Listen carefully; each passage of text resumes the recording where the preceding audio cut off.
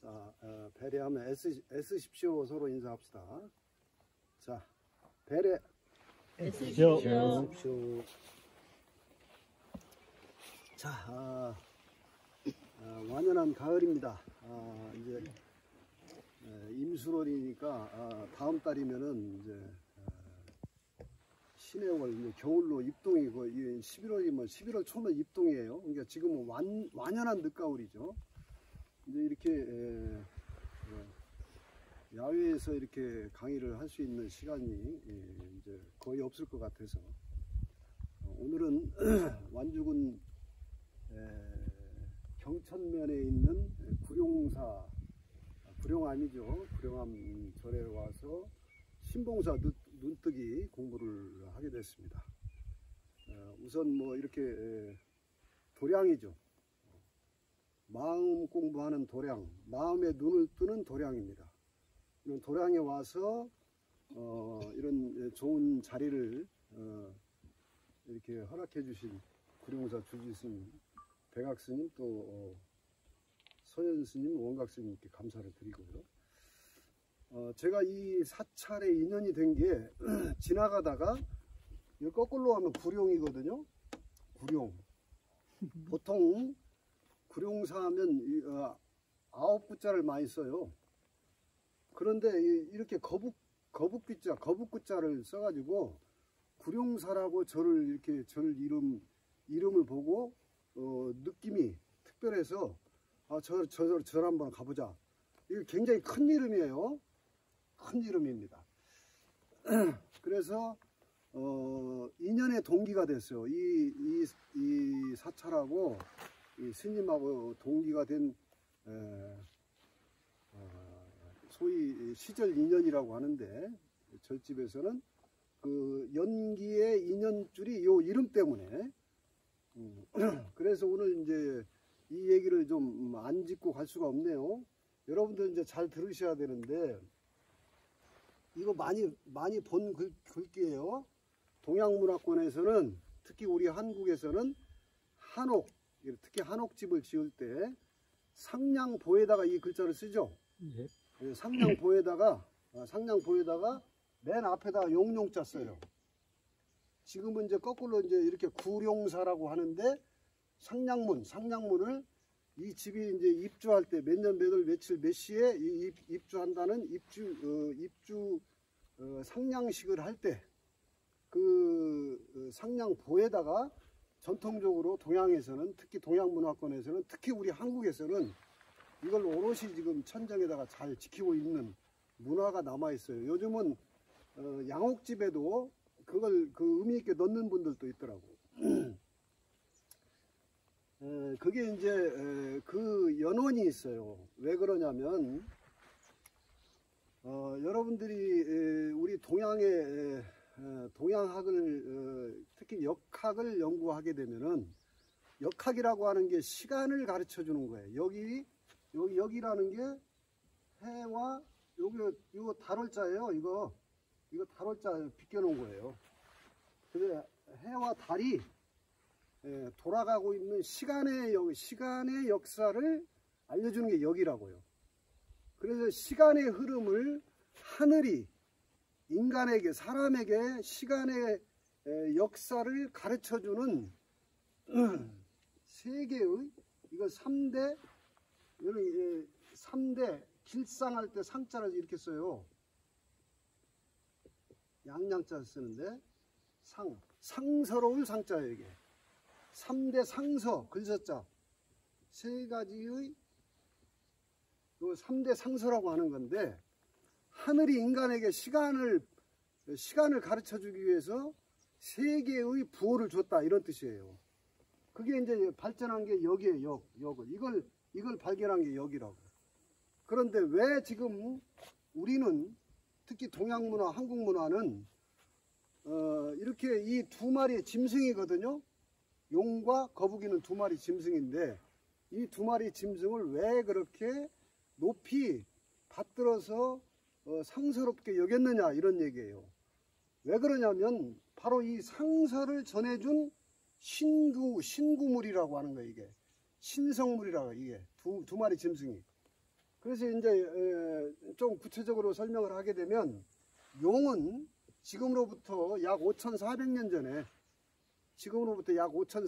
전에 우리 민족, 우리의 혈통입니다. 동이족이라고 하는 거예요. 복희 씨라고 하는 분이 이게 복희 씨라고 하는 분이 하도라고 하는 황하강 유역의 용마에서 머리는 용이었다고 하고 몸통은 말이라고 하는 용마가 이 하도라고 하는 하늘의 이 상서를 짊어지고 나왔어요. 하늘의 상서를. 근데 이게 이제 흑점하고 백점으로 10개의 점박이가 용마에 찍혀 있었던 거예요. 그래서 이걸 이제 하도라고 하는 거예요. 그래서 이걸 보고 이제 8개를 그은 게 우리 태극기에 있어요, 지금. 복희 씨가 이 하도를 연구했어. 103년 걸렸대요, 기록에 의하면. 103년 동안 연구를 했어, 명상을 하고. 저 점이 뭘까? 흑점하고 백점이 도대체 저게 뭘 뜻할까? 하고 연구를 하던 끝에 그걸 딱 깨닫고 이걸 좀 쉽게 풀이해야 되겠다 해서 8괴를 그어요. 5,400년 전에 우리 태극기에 있는, 지금은 4개밖에 없지만 원래 태극기는 8개 괴가 이게 태극 안에 있는 거예요. 이 8괴를 이 용이 짊어지고 나왔다 이거예요. 용이. 그래서 그 용을 그렇게 희수찬탄하고 있는 겁니다. 지금도.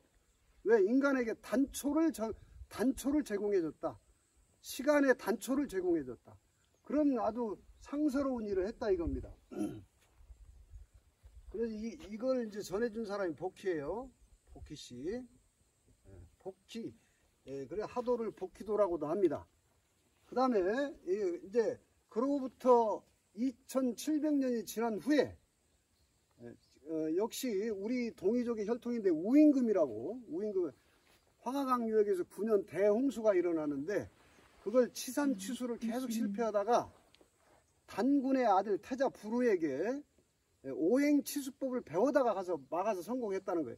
그 치수 작업을 하다가 거북이를 발견하는데 이 거북이를 발견하는데 이 거북이의 점이 또 이렇게 이상한 점이 찍혀 있는 거예요. 이건 용마가 찍혀 있었는데 이번에 거북이가 그걸 보고 발견을 해가지고 이 복희 씨가 그어놨던 8괴를 뒤집어서 바꿉니다.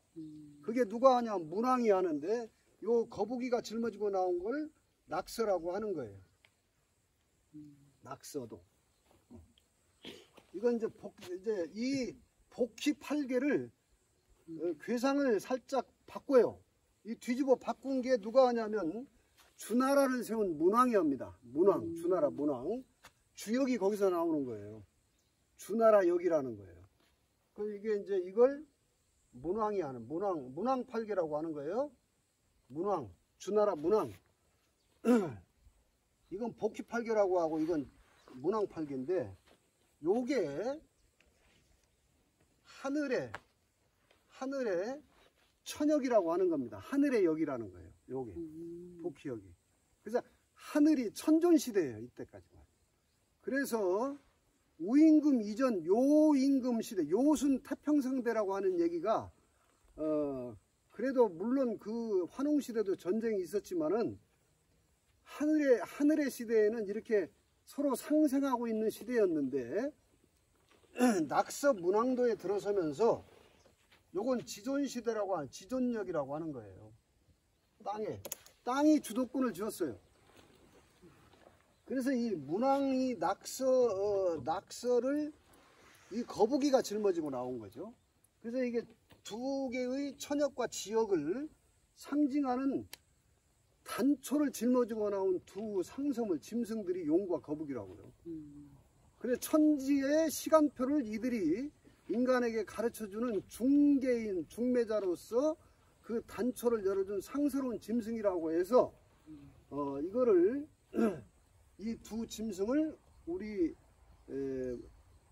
조상들은 집을 질 때 천정, 하늘의 우물이란 뜻이에요. 천정에다가 상냥보를 거칠 때 이 글자를 반드시 그렇게 썼던 겁니다.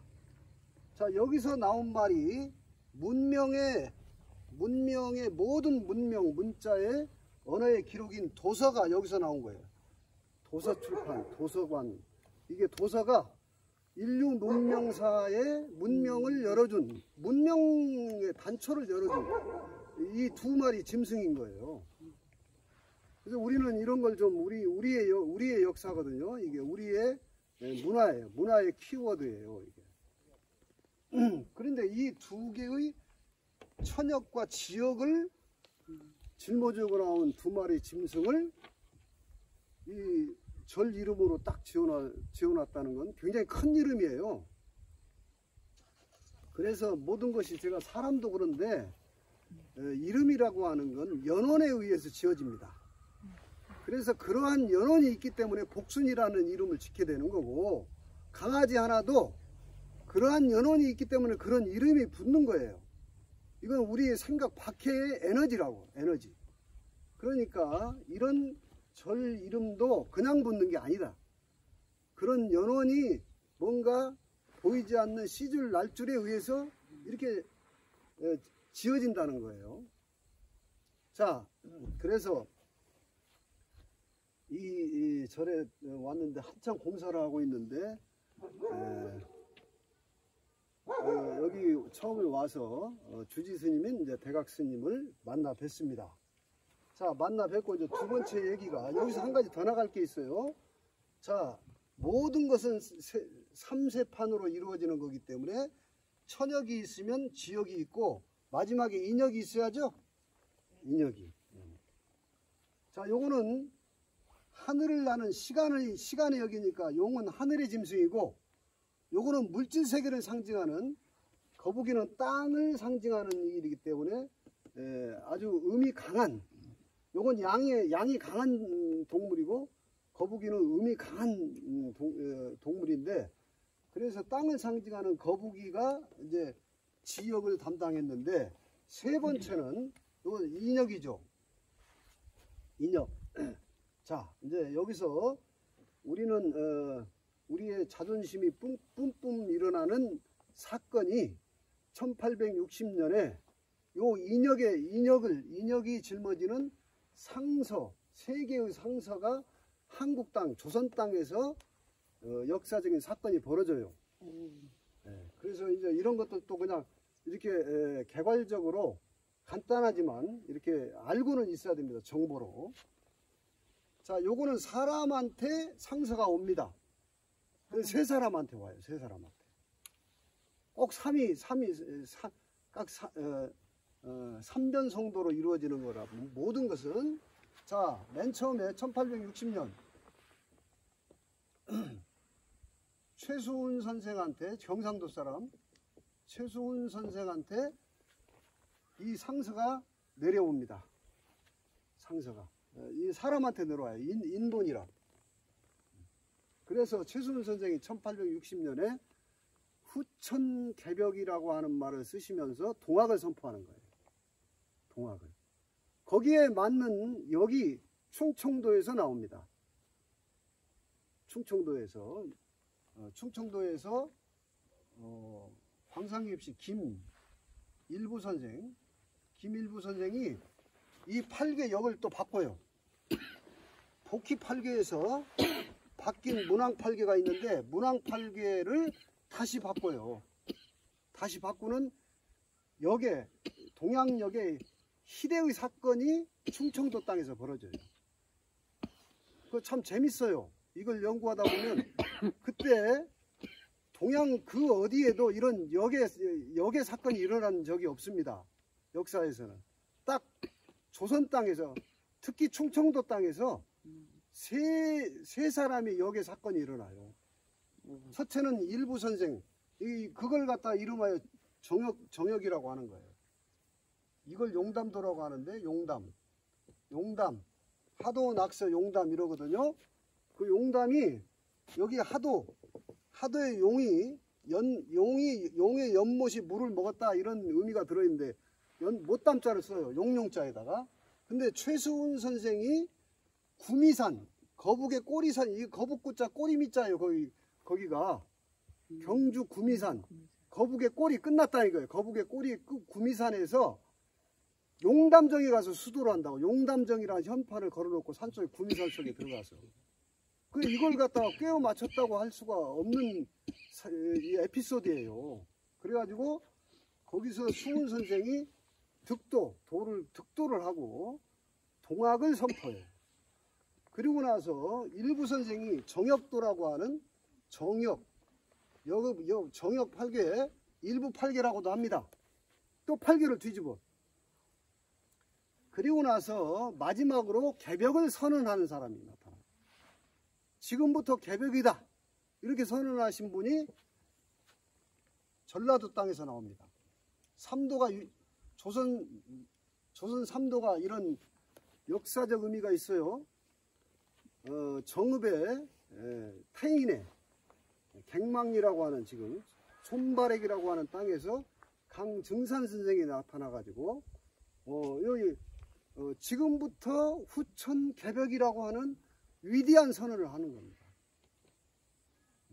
이 세 사람이 여기는 짐승 동물이 짊어졌는데 요 인본시대는 사람이 역할을 하는 거예요. 상서 역할을.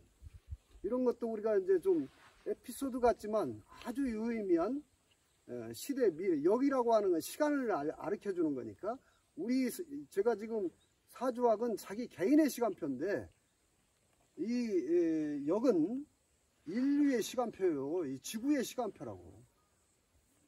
그래서 그래서 여기는 복희와 문왕이 등장하지만 여기는 세 사람이 등장하는 거예요. 세 사람이. 이 세 사람이 바로 이제 후천 개벽을 선언하는데 강증산 선생이 굉장히 유의미한 말을 하십니다. 제가 이런 이제 공부를 좀 하면서 제 뇌리에 탁 꽂힌 게 하나 있었어요.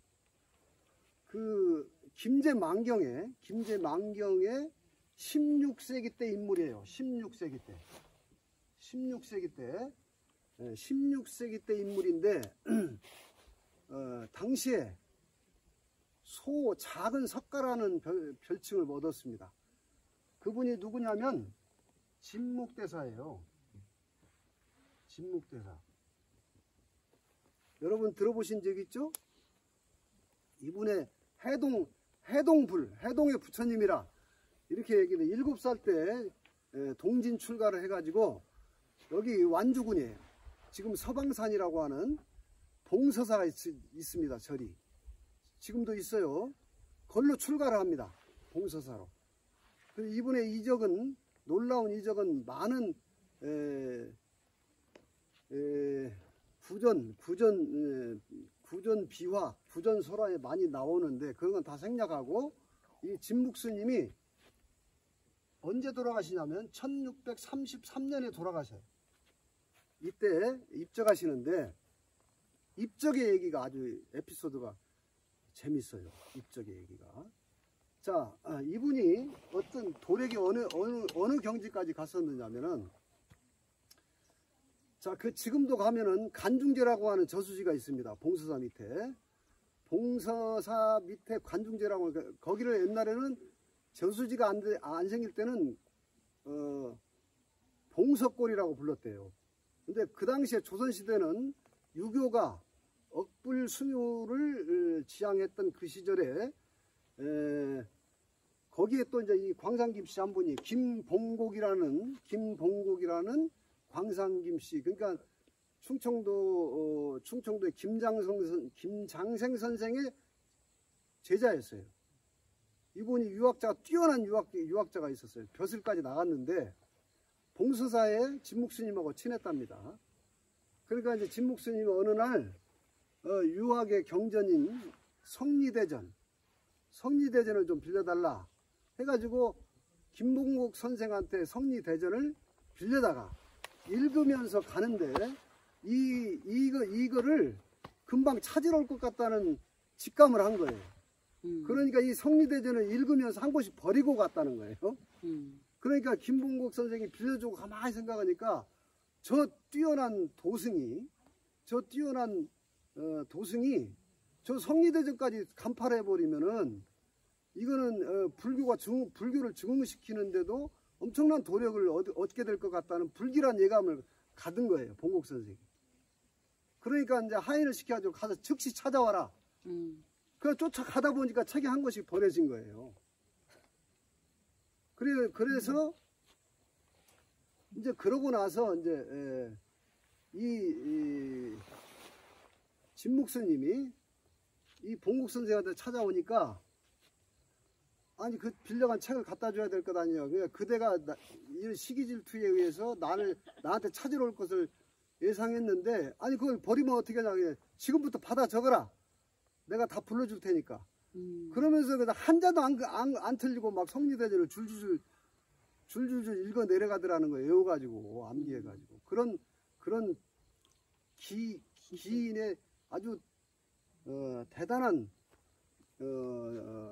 그 도력을 지니셨다 이런 거예요. 근데 이제 봉국 선생은 그 한양에 가서 벼슬까지도 했어요. 벼슬까지 했는데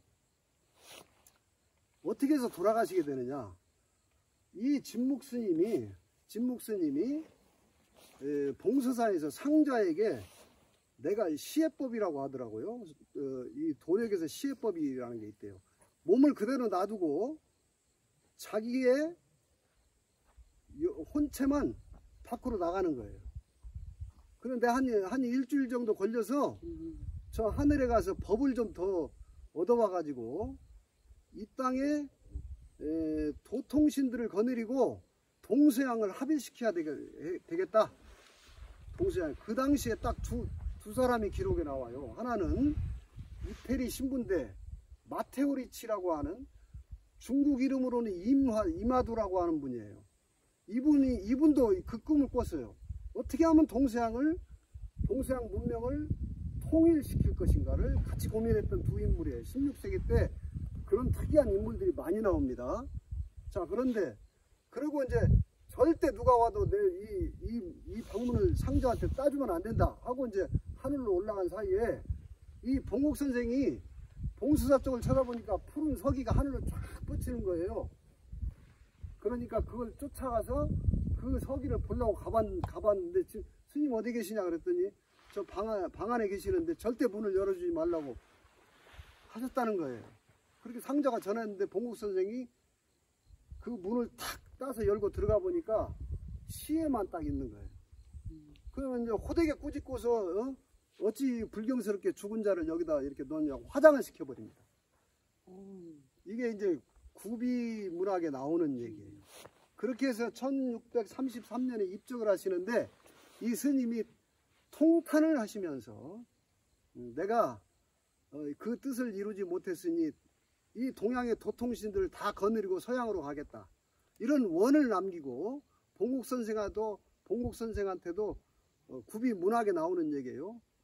그대의 이 불손을 내가 집신 한 장만 남겨놨어도 다시 돌아왔을 텐데 그것까지 다 태워서 그대의 후손들은 평생 땅을 기게 하리라, 그런 말씀을 남기고 서양으로 도통신들을 다 거느리고 가셨다, 이런 얘기가 있어요. 그래서 그런지 증산 선생이 뭐라고 말씀을 하시냐면, 그 소위 천지공서라고 하는 개벽공서를 보시면서 이런 말씀을 하세요. 진묵 스님의 한이 너무 깊다. 그래서 그분의 원을 해원시키고 그분이 다시 오시게 해서 이 미륵세상의 모든 도통신들을 거느리고 오셔서 지상 선경을 펼치게 될 것이다. 후천 개벽세상은 이런 말씀을 유의미하게 남기시거든요. 그래서 이제 저도 이 진묵 스님에 대한 마음에 그 스님의 그 법력에 귀의하고 있었던 터에 여기를 딱 왔는데, 이 대각 스님이 진묵 스님 영정을 모시고 있는 거예요. 처음에는 저기 산신각에다 모셨었거든요. 큰 영정을 모시고 스님 말씀을 들어보니까 스님이 이상하게도 범호사에서 출가를 하셨는데 이 만행을 다닌 데마다 이 진묵스님 행적이 발자국이 있는 데를 항상 다녀주셨다는 거예요. 그래서 이제 그 진묵스님을 이렇게 존엄하게 모시고 있는 거예요. 그리고 여기서 이제 아마 곧 진묵스님 제를 아마 기일에 제를 올리시게 될 거예요. 자, 그런 연원 때문에 제가 더 마음의 감흥이 컸고, 지금은 여기 이제 지금 이제 적광전을 지어놨잖아요. 진지 얼마 안 됐어요. 준공한 지. 이 안에 지금 영정이 있습니다. 진묵스님 영정이. 자, 이러저러한 연원 때문에, 자, 이제 지금 이런 얘기에서 이제 우리가 지금 되새겨 볼 것은, 우리가 지금 맞이하고 있는 세상이, 요 세상이라는 거예요. 그러니까, 요게 가위죠. 삼세판. 이게 바위죠. 이게 보예요. 가위바위보. 이렇게 되죠. 그러니까 우리들이 맞이하고 있는 지금 이 시대, 앞으로 펼쳐질 미래는 바로 이제 인본, 요건 천본이라고 지본이라고 하고, 이게 천전, 지전, 인존 그런 거예요. 그러니까 우리들이 지금 맞이하고 있는 이 시대를 역은 가르치고 있는 거예요. 역학은 이게 이제 저는 한역이라고 보는 거예요. 우리 한국의 역은 그럼 지금의 시대를 어떻게 명명하고 있느냐? 요게 약 2700년, 5400년 전이에요. 그리고 지금 우리는 21세기를 맞이해서 여기에 왔다는 거예요. 그 이제 인존 시대에 왔다는 거고, 앞으로는 지금 좀 전에 말씀하신 진묵스님 같은 분들이 지금 곳곳에서 모두 자기의 원을 다 풀어버리고, 이게 이제 미륵정토라고 하는 거 아니에요? 불교에서 절집에서 자기의 원을, 여러분 원을 다 푸는 거예요. 자기의 원을 다 풀어라. 그러니까 여러분 원이라고 하는 것도 인간적인 원으로 생각하시면 안 돼요. 여러분의 진짜 원은 뭐냐면, 내가 이번 세상에 다시 말하면 해원이 해탈이라고 하는 거예요. 절집에서 말하는 에고의식에서 벗어난다는 거예요. 나의 존재가 몸과 마음, 생각이라고 하는 분별심에 떨어져서 쩌들어 있던, 이건 이번 생뿐만이 아닙니다. 불교의 논리로 보면 육도 윤회를 하면서 이 숙생급의 생에서도 벗지 못했던 그 이 원을 다 풀어버린다는 건데, 그 원을 푼다는 게 일차는 현실적으로는 돈에 대한 원도 있고, 권세에 대한 원도 있고, 명예에 대한 원도 있고, 다 원이 있어요. 있는데, 큰 원, 대원은 내가 켜켜이 쌓았던 업장과 카르마를 벗어버리고 진짜 참나라고 하는, 저는 이제 한나라는 표현을 쓰죠. 참이라는 게 한자로 참진자예요. 진짜나. 참나가 다른 게 아니라고. 한자로 참진, 참자, 진짜다라는 거예요. 그러면 우리는 지금 진짜 나가 있다면, 참나가 있다면 가짜 나가 있다는 거 아니에요. 내가 인식하고 있는 나라고 하는 존재가 가짜 나에서 미몽, 아까 우리 좀비몽이라고 했죠? 꿈에서 깨어나서 그 꿈에서 깨어나는 게 이제 원을 푸는 거예요. 원을. 그래서 지금 신봉사 눈 뜬다는 것도 바로 그 얘기입니다. 여러분 육안은 다 멀쩡하고 훌륭한데, 여러분의 마음, 절집에서 마음이라는 게 뭡니까? 마음이라는 게, 우리는 내 생각도 마음 맞아요. 근데 그거는 내 안에 깃들어 있는 소아의 마음이고, 대하를 지금 못 보고 있는 거예요. 그 대하를 잘 들어보세요. 여기 중요한 포인트입니다. 그 대하, 마음이라고 하는 이 대하, 대야가 뭐냐면 여기가 지금 법화도량이거든요. 법화. 제가 지난번에 화음사에서 화음에 대한 해석을 제가 제 방식으로 해설했죠. 화음, 꽃을 장음하게 피고 있는데 여러분 하나하나가 다 꽃이에요. 여러분 하나가 다 꽃입니다. 뭐가 피운? 이 마음이 피워놓은 꽃이에요. 마음이 피워놓은 꽃이라고. 근데 이 법화경의 법화도량은 법이 꽃을 피워놨다 이런 거예요. 이게 법이 뭐냐면 마음이고, 법이 제 방식의 표현은 한나예요. 한나. 그러니까 이 한나가 신봉사가 이걸 못 보면 신봉사고, 이걸 보면 신봉사 눈 떴다는 거예요. 그러니까 이 마음은 형체가 없지만 이게 지금 모든 이 화엄경에서는 이걸 법계라고 하는 거예요. 법을 가르치는 자리 법석이라고 하는 거라고. 그리고 이걸 법계, 법륜이라고 하고, 이걸 마음이라고 하는데 법화경에서는 이거를 적광이라고 표현했어요. 저기 걸려있죠? 현판에? 적광. 저게 고요할 적자예요. 이 마음은 고요하다. 지금 형상이 없어요. 이 형상은 없어요. 그러나 여러분 생명, 굳이 가장 적절한 표현은 생명입니다. 자, 이 생명, 이것을 저렇게 적광이라는 고요하고 고요한 빛이라는 거예요. 저게 고요할 적자. 그래서 고요한 빛이 이게 마음이야. 이것이 앞에다가 특이하죠. 이 스님도 말씀을 하시는 대각 스님도. 여러분 잘 들어보세요. 여기 보세요.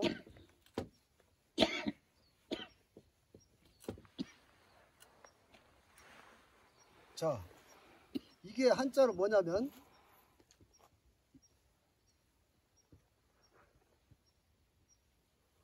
이게 항상상자예요. 항상상자.